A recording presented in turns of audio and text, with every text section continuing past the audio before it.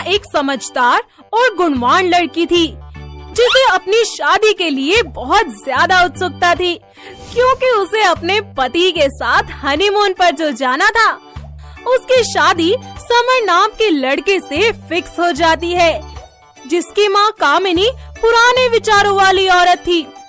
कुछ दिन बाद शादी का दिन आ जाता है। समर और नेहा मंडप में बैठकर एक दूसरे से कान में कुछ बातें कर रहे होते हैं। तुम जानना चाहोगी कि हम हनीमून पर कहाँ जा रहे हैं? हाँ, बताइए ना, हम कहाँ जा रहे हैं? गोवा। वहाँ बीच पे ना खूब मस्ती करेंगे। वाओ, आपको पता है मेरा कितना मन था वहाँ जाने का, घूमने का। I am so excited. हट पगली, हम वहाँ घूमेंगे थोड़ी, कमरे में रोमांस करेंगे। अजी चुप हो जाइए, सबके सामने ऐसी बातें कर रहे हैं, कोई सुन लेगा तो। कामिनी को उन दोनों का इस तरह बात करना बहुत खटक रहा था। वो उनके पास जाती है और बोलती है, अरे चुपचाप बैठ जाओ तुम दोनों। शादी के बाद जितनी बातें कर लेनी है कर लेना, अभी शांति से बैठो। दोनों की शादी पूरे रीति रिवाजों के साथ संपन्न हो जाती है।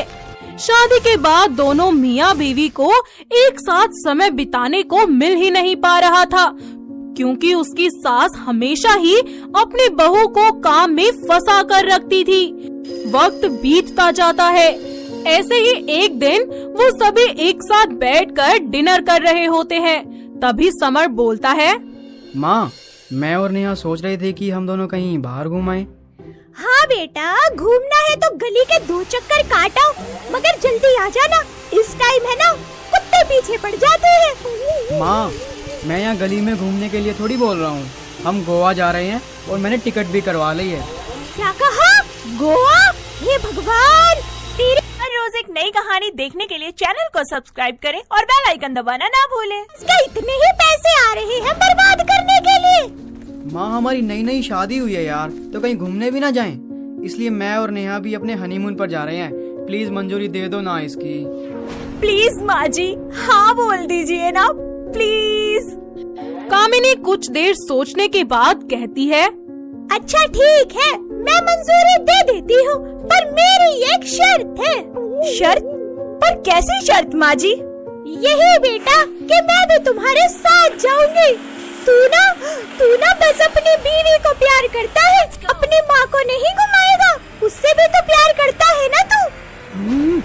ये मेरी सास कामिनी नहीं कमीनी है, कमीनी। हर जगह हमारे साथ चिपकी रहती है। माँ, प्यार तो आपसे भी है ना, पर मैं अपने हनीमून पर आपको कैसे ले जा सकता हूँ? अरे पर वर कुछ नहीं, तू बस मेरी टिकट करा दे, मैं भी तेरे साथ चल रही हूँ। इस तरह कामिनी अपने बहू और बेटे के साथ जबरदस्ती उनके हनीमून पर चली जाती है।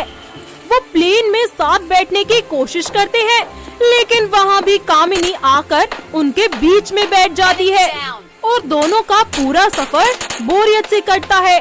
वहाँ पहुँचते ही वो लोग एक होटल में पहुँच जाते हैं, जहाँ पर समर होटल मैनेजर से बात करता है।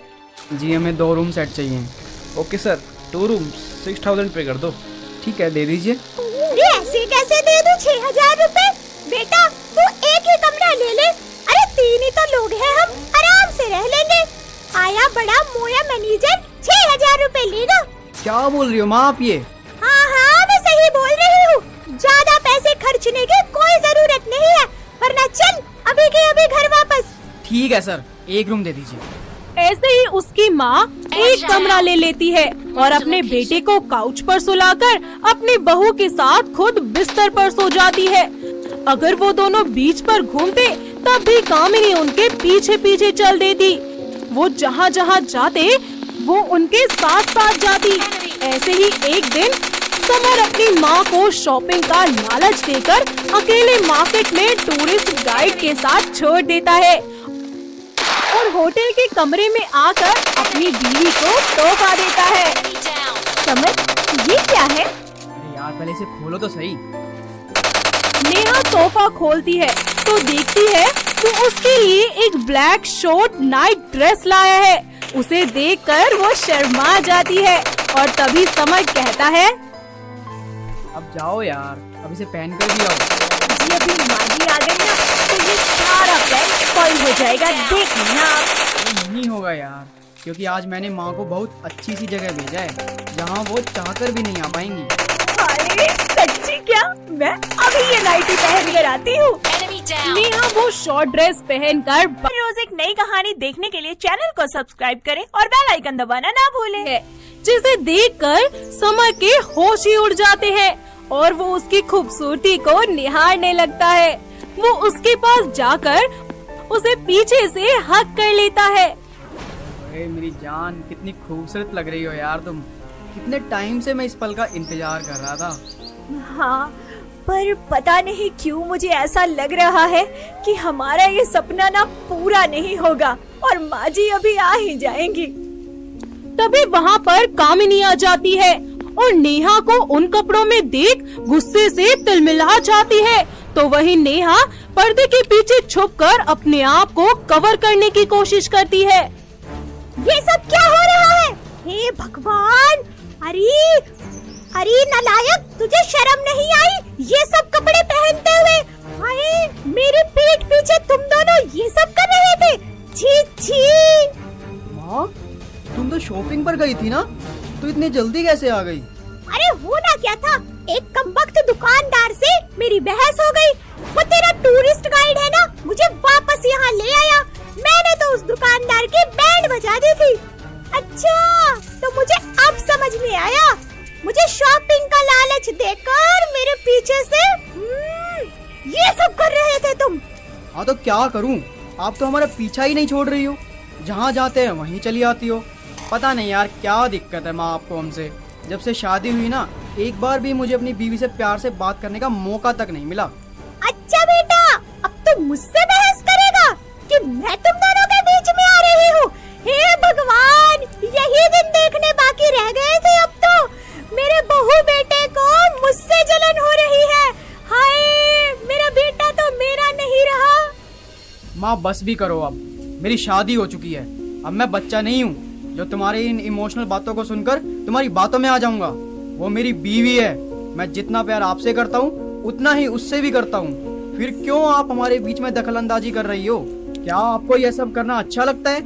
अपने बेटे की बातें सुनकर कामिनी को अपनी गलती का एहसास होता है। वो उन दोनों से माफी मांगती है और अगले दिन अपनी टिकट बुक करवा कर वापस घर चली जाती है। तो वहीं दूसरी तरफ वो दोनों अपना हनीमून अच्छे से एंजॉय करते हैं और एक हफ्ते बाद अपने घर वापस लौट आते हैं, जहां उनकी माँ कामिनी समर और नेहा को कभी भी एक दूसरे के साथ क्वालिटी टाइम स्पेंड करने से नहीं रोकती थी और अब वो सभी लोग मिलकर एक दूसरे के साथ खुशी खुशी रहने लगते हैं। तो दोस्तों, कैसा लगा आप सभी को नेहा का ये हनीमून? क्या आप सभी लोग भी अपने हनीमून के लिए इतने ही एक्साइटेड हैं? अगर हाँ, तो हमें कमेंट करके जरूर बताएं। दोस्तों, अगर आपको ये कहानी पसंद आई तो इसे लाइक करें, शेयर करें और कमेंट करके बताएं कि कहानी में आपको सबसे अच्छा क्या लगा।